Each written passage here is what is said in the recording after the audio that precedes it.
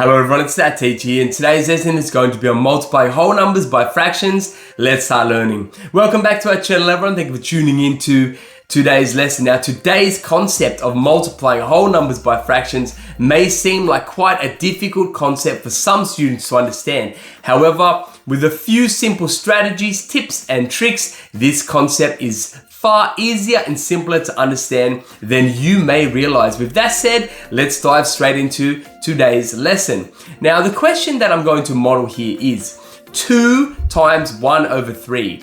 Now, when you're multiplying a whole number and a fraction, what you need to do is convert your whole number into an improper fraction.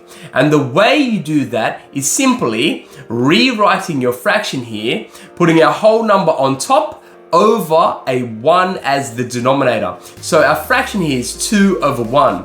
What that would do is equal the same thing as 2 whole, except we have put it into an improper fraction, which means we can continue with the multiplication of our fraction now. So when we multiply fractions, remember we need to times both of our numerators together and we need to multiply both of our denominators together. So 2 times 1 is 2 and 1 times 3 is 3. Our answer to this question is 2 over 3. Now I'm going to demonstrate this strategy a few more times so that we can consolidate our understanding of this topic. So the question here is 3 times 2 over 7. Now remember, we convert our 3 whole numbers into an improper fraction by simply putting our 3 as the numerator and a 1 as your denominator, making an improper fraction. Now that we have a fraction, we can continue with multiplying. So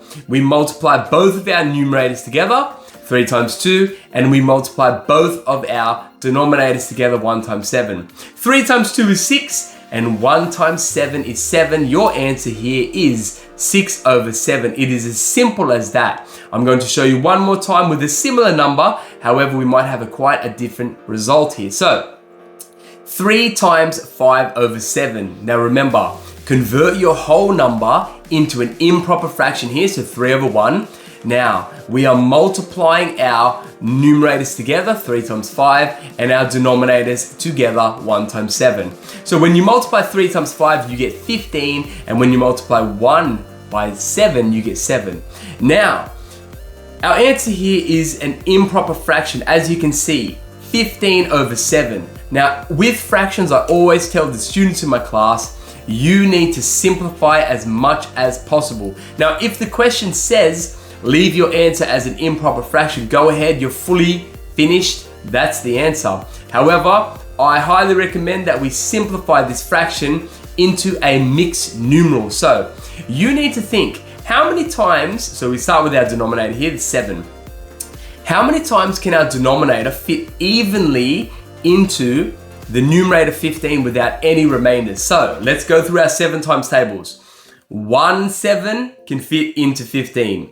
14, so 2 7s can fit into 15. 21, that is too much, so we need to go back to the 14. So 7, 14, 2 whole numbers here. So 7 can fit evenly into 15 twice. So as you can see here, we have the whole number here is 2. Now remember, we have used 14 of the 15 pieces here. So our fraction is going to be 1 over 7 because we still have that 1 remainder from the 15 pieces that we had, and we used 14 of them. There's 1 remainder there, so we're going to put that over 7. So remember, always simplify your fractions here for the more accurate, correct answer. But if it says leave your answer as an improper fraction, go ahead and leave it as 15 over 7 like we had previously. So here are some questions for you to do at home. Now, if you're unsure of anything, rewind the video, go through it again so that you can consolidate your understanding of this topic. But with that said, I know that you're going to have a high level of success with this type of questions. Now,